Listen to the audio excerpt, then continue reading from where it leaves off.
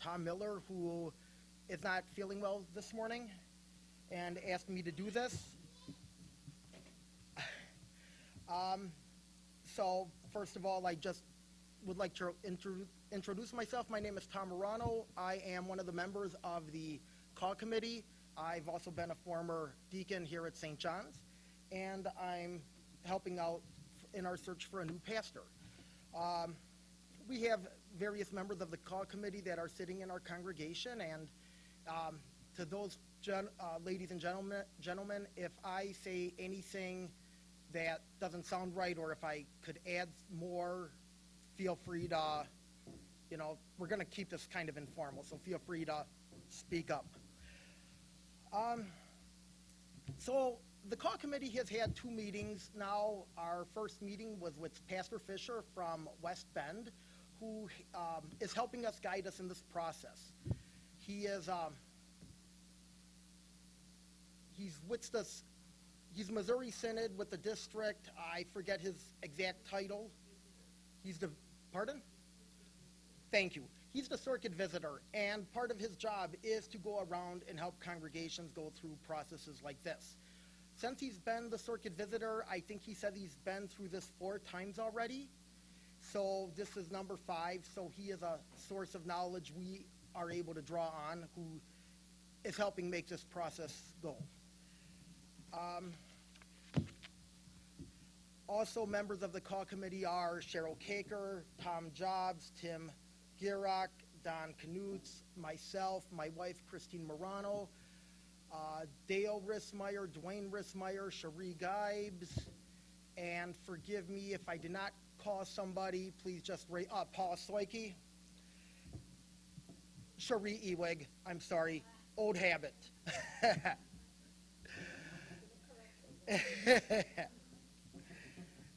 So the handout we gave you is a handout that the deacons and the call committee have put together. The first part is just our congressional profile self-study, who we are, where we are, how to contact us, stuff with budget, statistical information, general congregational information, all stuff that can be found and has been documented if you go back through the annual reports. So if there's any questions on any of that, we'll take them now. We also have some community demographic on it, stuff about Christian education. So everybody, if you want to take another moment to just kind of page through those first pages up until you get to page number 13, then we'll start getting into kind of the meat and potatoes of this whole meeting.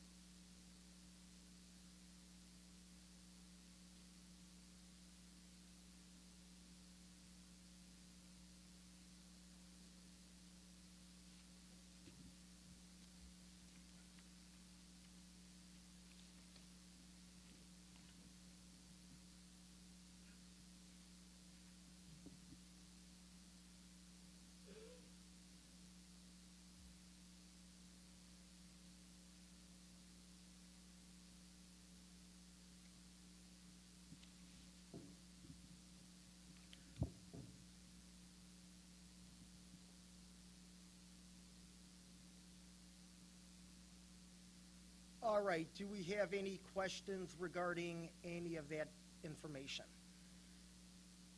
Don?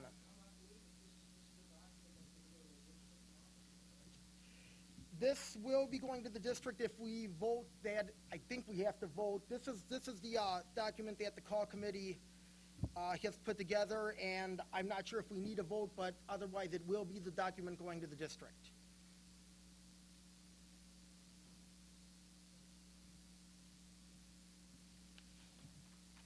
Dave?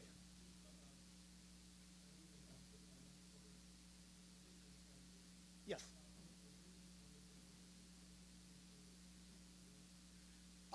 He brought Knudsen like that up, But if a pastor's looking for a divine call and the number one thing they're worried about is the money, I got to put my 2 cents in. Who are they serving?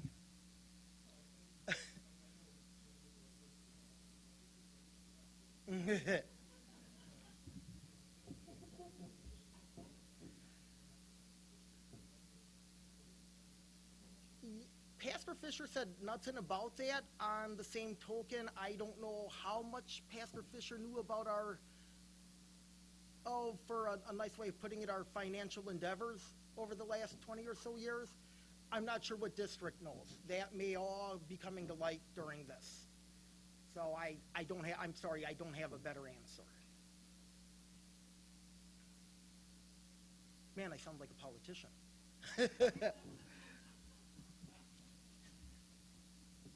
Okay, so starting on page, unless there's any other questions. Starting on page 13, this is the questions that every member of the congregation had a chance to answer in the survey and turn those in, and then so they would be called to the call group. And our call group, we looked at these and we broke them down, taking the answers from everybody and putting them in the best concise form that we could. And so I'm not sure if we want to go through, well, we can go through all of them. They're not that long, and if there's anything anybody wants to add or subtract or another opinion, now's the time. How would you summarize the purpose for which your congregation exists? Through all the answers, spreading the word of God and truth and purity through the Lutheran confessional doctrine is really the gist that that everybody was answering. What opportunities is God opening for the congregation to explore, to use our space for outreach and growth, hopefully for school and or daycare? List at least 3 areas in which you feel the congregation is strong.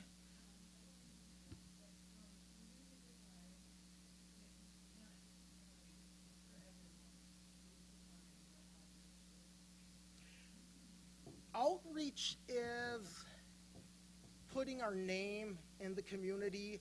Outreach is people knowing who we are and where we are, not necessarily, well, hopefully the outcome is to get them in the door, but it's letting people know, hey, we are here. That's the best definition I have. I hope that's sufficient unless somebody knows more of a precise definition of outreach. She's in the back cleaning up.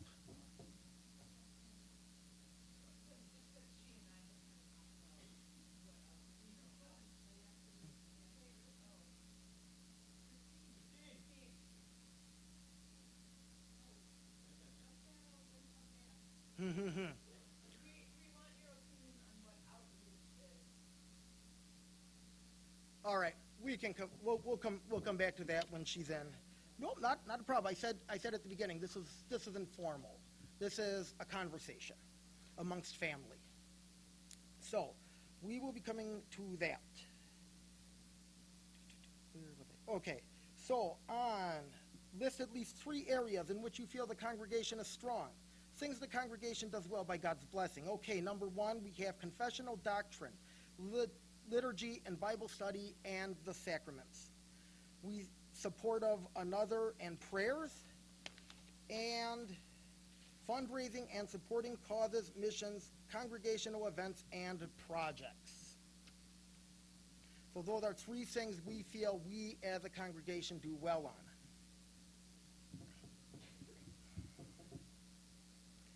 All right, next one. Are there any new things your congregation ought to consider which are not done now? We have written down daycare/school, ministry to families, utilize the building.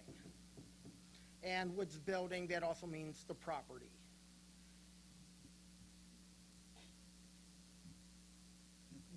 What things the congregation is now doing do you believe could be done better? Outreach to both new members and inactive members. Activities for Sunday school and high school students. Internet communication, counseling.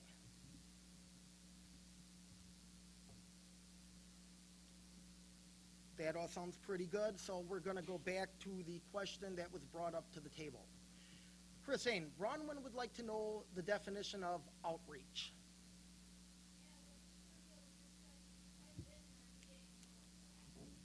Mm-hmm.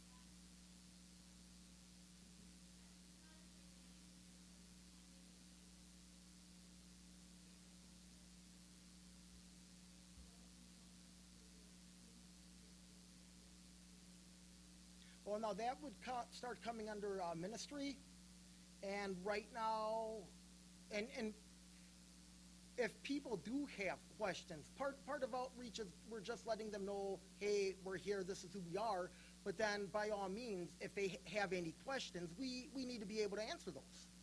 So, but the first part is we need to let people know we're here.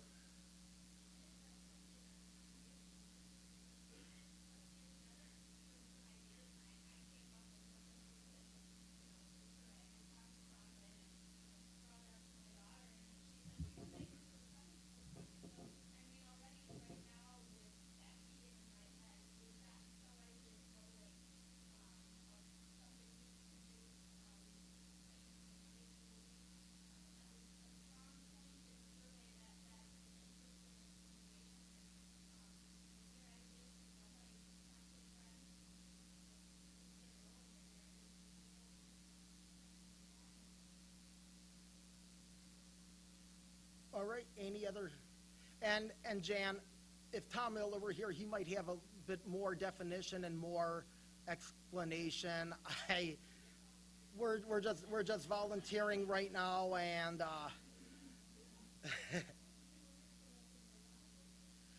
well, right, which is part of outreach, and if we did, they had this Oktoberfest last night or yesterday afternoon in Port.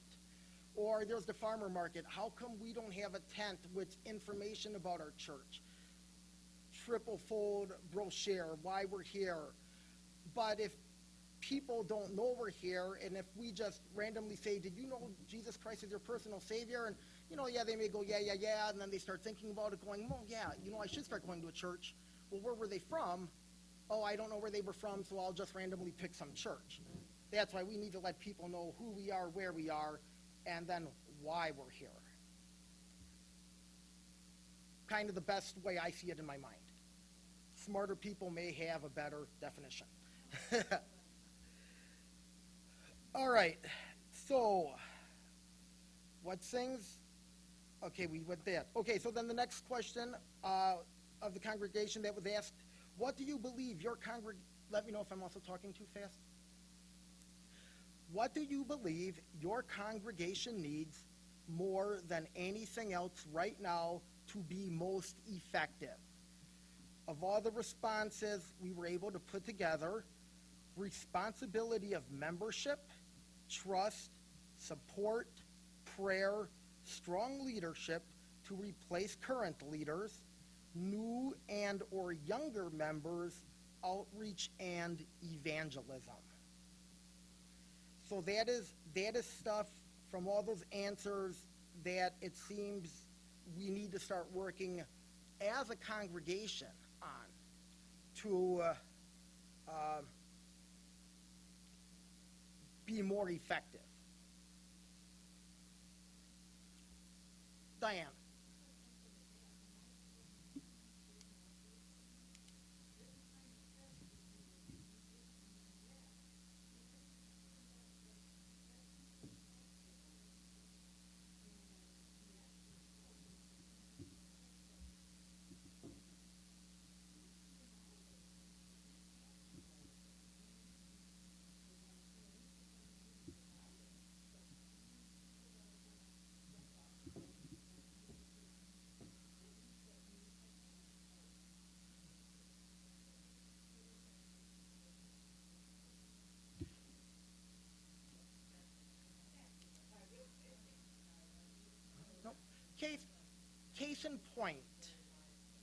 Case in point, this upcoming Reformation concert. If we are going to be continuing to do this with a new pastor, the new pastor's job, write the program, pick the music, do the research on the topic. That's what Pastor Clevey is doing. But now, Pastor Clevey, also being a chef long time ago and being a good cook, is the one that's put the menu together, in charge of getting people scheduled to help with the meal prep. That is stuff, and I don't want to sound negative, but that is stuff that we can't expect of the new pastor. Our current pastor is good with the technology. He is good with the cooking. He is good with some of the building care. But that's not the job of the pastor. That's right. It'd be great if another pastor could be like that, but the reality is that is stuff that does fall on our membership, where we need to pick it up more, because we cannot expect that out of a pastor. Plus, what happens if we get a lousy cook? Yes, and we do need new and or younger members, because it is the same people that volunteer over and over, and new members helping, or even members that are here that want to start getting involved in group. We need to be open to that, instead of, well, no, this is our group and this is the way we do things, and stuff that we're all guilty of, even as, being a parent. It's not a my way or the highway sort of thing. But we definitely know, us as members, we have much more to do. So moving on, how do pastor and laity work together in making the progress mentioned above? All the answers we have come up with, the current ranking of how we are doing, present means on how they work together, including written communication, activities, and needs, pastoral support and evangelism, a vision and volunteers to do evangelism. I'm rereading that again in my head because there's just something that doesn't sound right.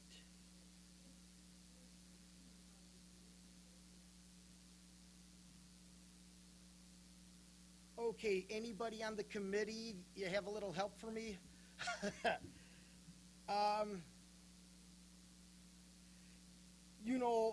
Well, just like anything in life, I've often said it. I said this to my kids yesterday when they saw the sign at the store that said #1 dad. And I just shook my head and said, no, that's not me. I know I could do better. And I know I can do better.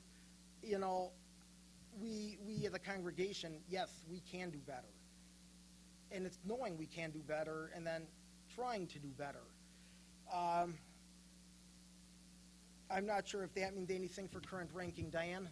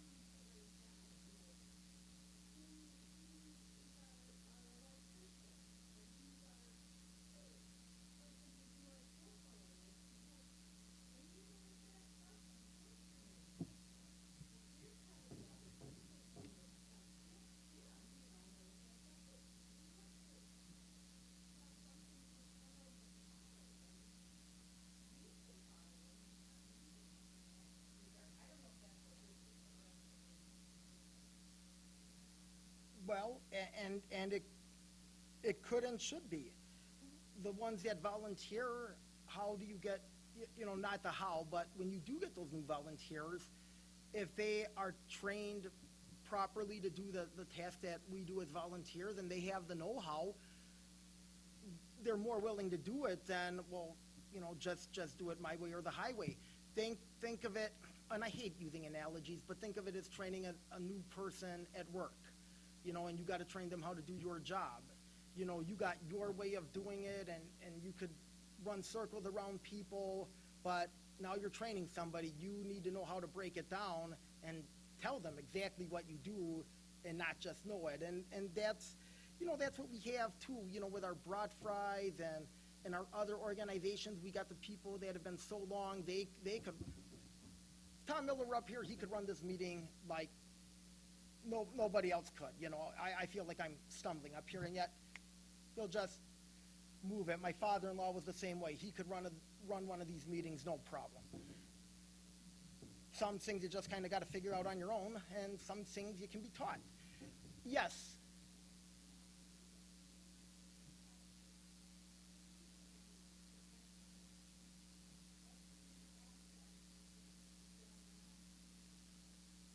In the congregation.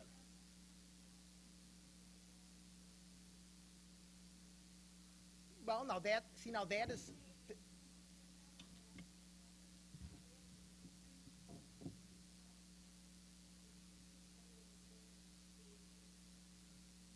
now that is something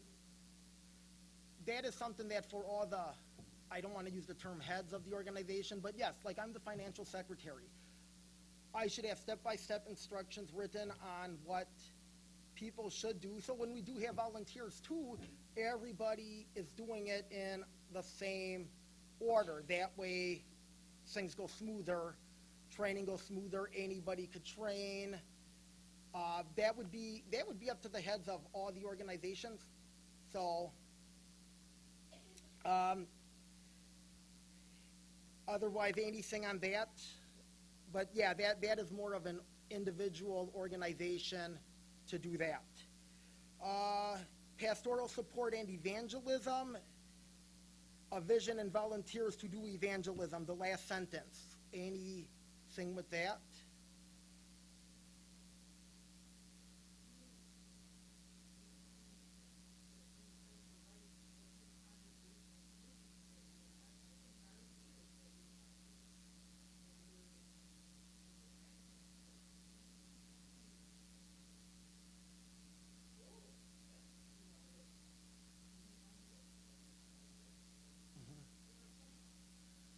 And that would be, and that's one of the things we know we as a congregation need to be working better on.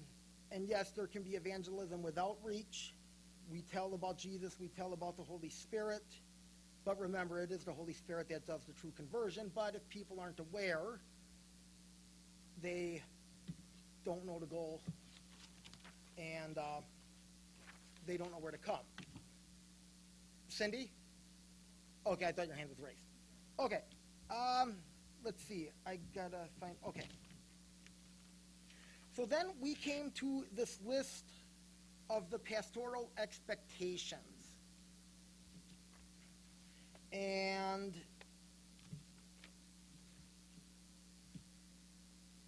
if you just all want to briefly look through, the numbers they came up with were based on taking all the numbers, everybody's ranking, and dividing by how many people, and then based on the decimals, rounding up or down. But that's how they came up with all these numbers, which I believe almost 30 surveys entered.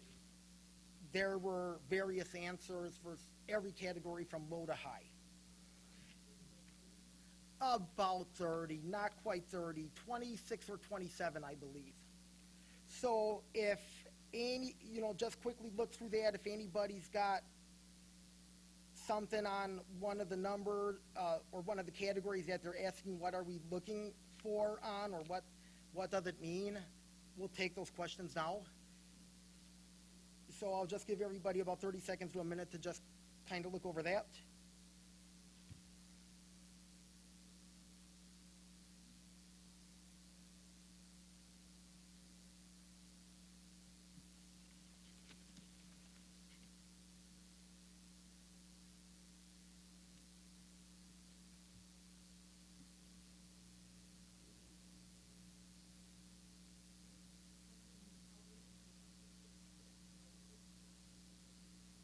For the categories? What, let's see, our synod's been, well, the district probably got it from the synod, who's been around 100 plus years. It's probably a little experience.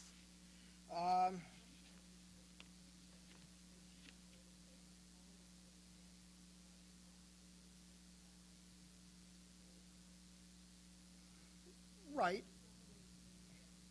Well, this too is, through experience and even how we see the numbers and how each individual ranked them, kind of tells you what each person is kind of looking for, I guess. Maybe some people want more of a CEO type pastor, one who knows how to delegate, even to volunteers. Others may want more of a hands-on. Other than that, I really don't know how, unless somebody doesn't really know what one of these categories mean, and I personally think it's all kind of self-explanatory, I'm ready to move on. Jan.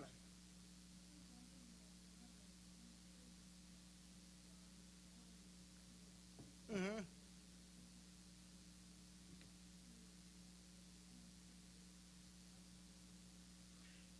That is correct, and that's why when we do get a list of candidates from the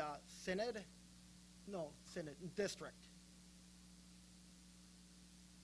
we'll have a list similar to that of like a self-evaluation, so then we can start looking at who do we feel is our, sorry, I might misuse the English language here. We're going to have a list of candidates and be able to go through it to find a person who can be able to meet our needs. That seems to be the best fit based on these numbers from us and their own self-evaluation. Pastor Miley?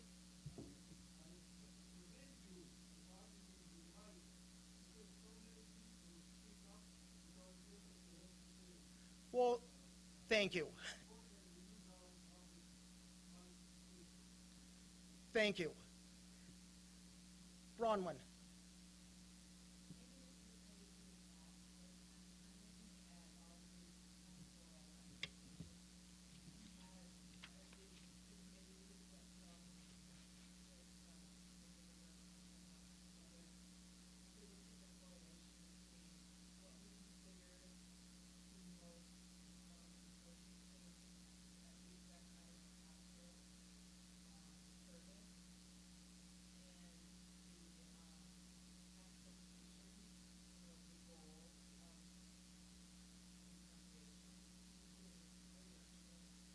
I think so.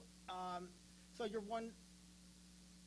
Maybe not. Maybe I'm not exactly understanding.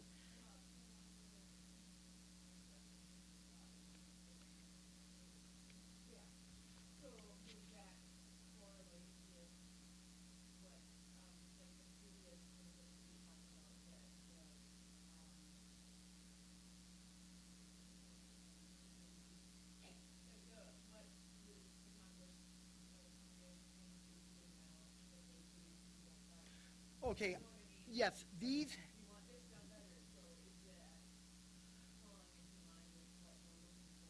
All right. Well, all those answers and all of these answers are based on those surveys.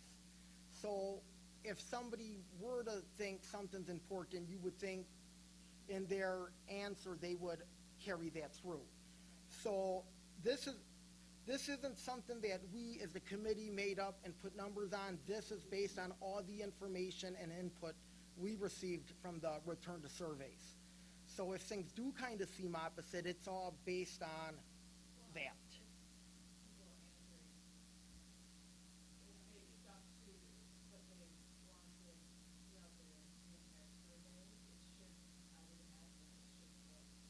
It should.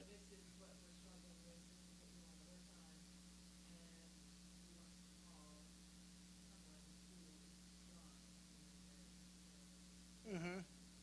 That makes sense. And I'll be honest, I haven't really gone to look at the answers compared to the numbers. I had to leave early in the last meeting due to I had kids to get to bed. And just even looking through what was compiled, I haven't figured that out. But if there's anybody else on the call committee who can answer this better, please do.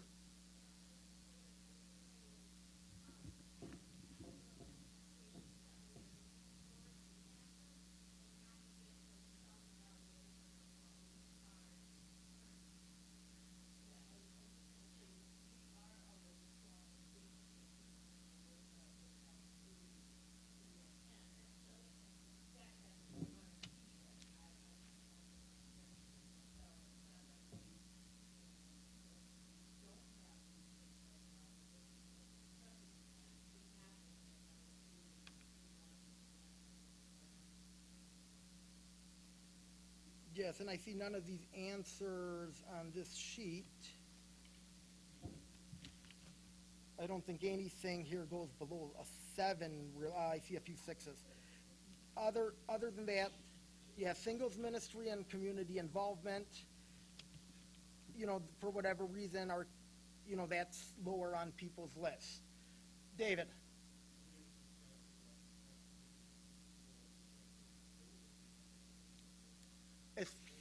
As far as I know, at this point, besides that first meeting, Pastor Fisher will not be seeing this until tomorrow.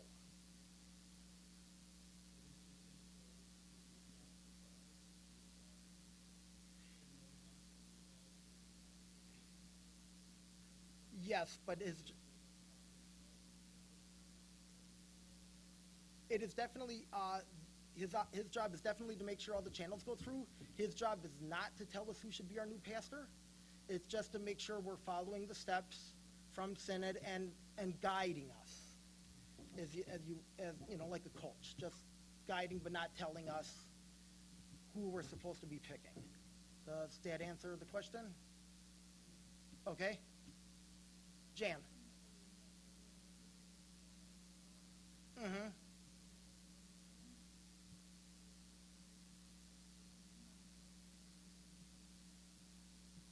Yes. Yes, it is, and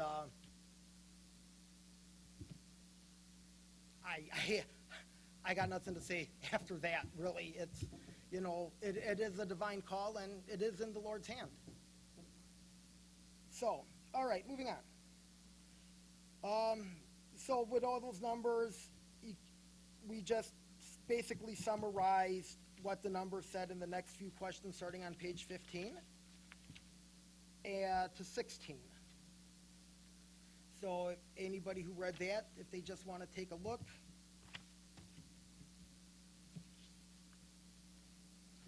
Then, if there's no other questions, just moving along. And I'm not going to get into any other questions on the last stuff we just discussed. Okay.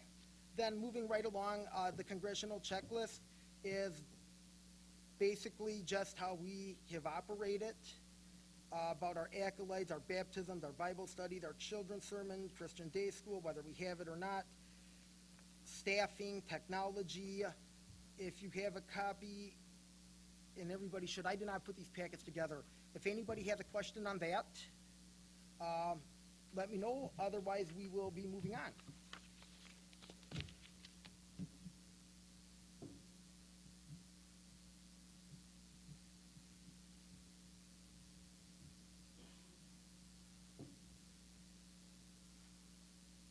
All right, moving on. So the Synod has been notified about pastor retiring. We've done our profile. We've done our checklist. So based on our meeting today and some of those things we talked about being edited, we will be submitting our request to the South Wisconsin District for a slate of pastoral candidates. At this time, too, if we have any pastoral nominations from the congregation, and then those are names that we can give the Synod that some people say, hey, they may be a good fit, we'll take those before the meeting tomorrow.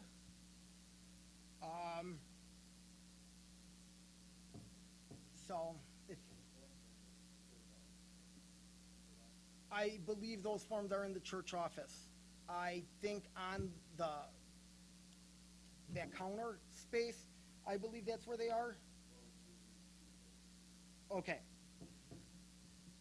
So, now with that, and now getting the district involved and things are rolling, I just want the congregation to know that Pastor Fisher has set up a vacancy pastor for us.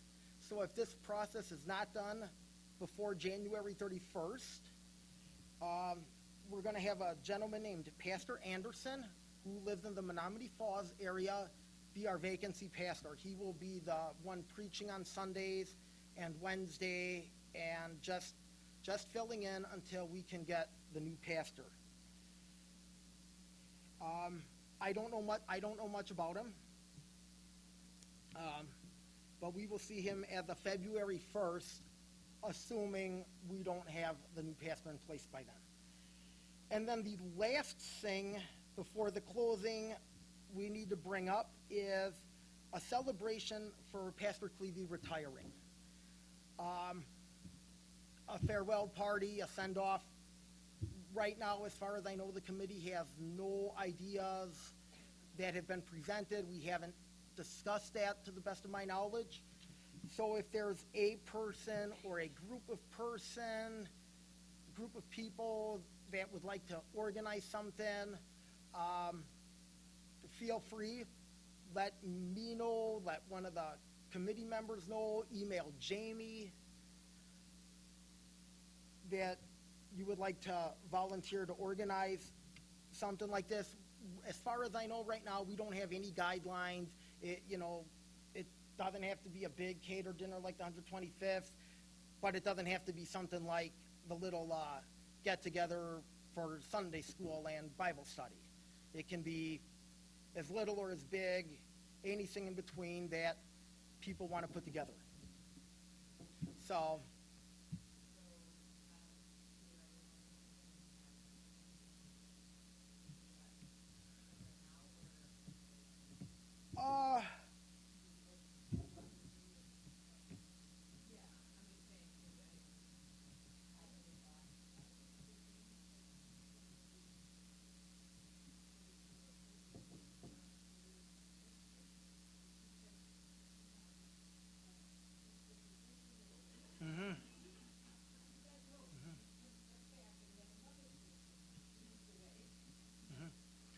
and the committee will be looking for volunteers to head a group of people to plan something like that. I don't know anything about budget.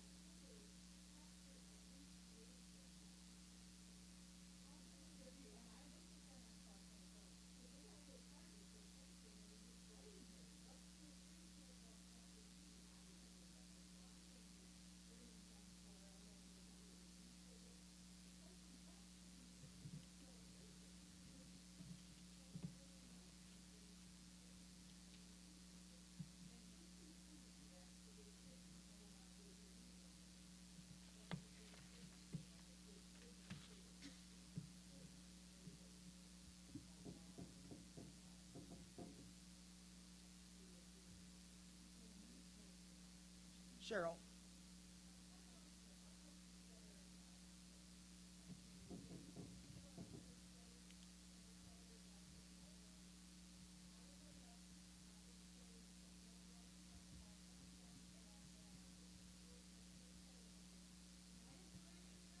I'm writing it. I don't think this is official minutes because it's not a voters meeting, so, but I will also, so I've got a few names, so I guess anybody after, come see me or come see Cheryl, and I'll even email Jamie to put an email out to the congregation and something in the bulletin to plan a celebration. And then I suppose at some point we got to figure out a date for this, whether it's before or after his retirement, like, you know, but I guess, Cheryl, that's going to be kind of fall on you. All right. So I saw some hands get raised quickly. Okay. All right. Well, Cheryl Krieger will head up the retirement party. So then at that, unless somebody or some, you know, people have any questions or comments, if not, we would like Christine Morano to lead us in the doxology to close this meeting. So, any questions, comments?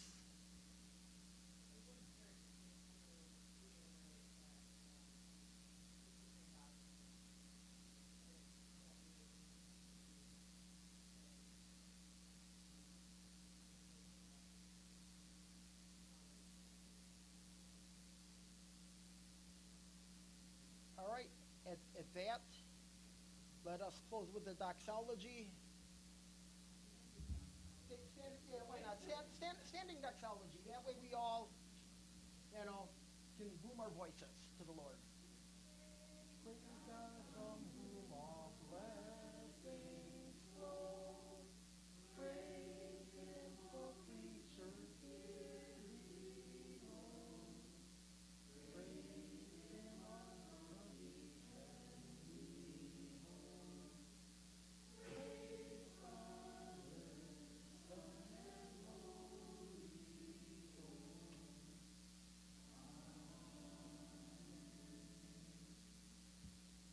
Thank you very much. You're welcome. You're welcome.